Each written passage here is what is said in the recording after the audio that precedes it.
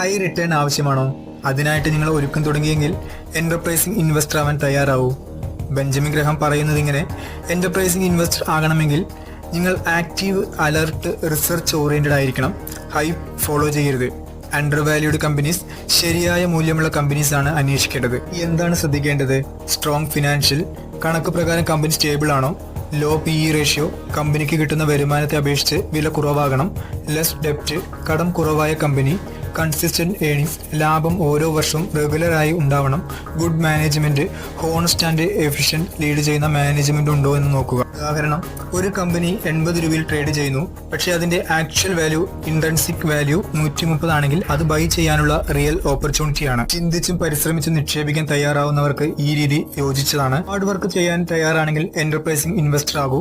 ധനം വേഗത്തിൽ അല്ലെങ്കിൽ ഉറപ്പായി നിന്നിലേക്ക് എത്തും.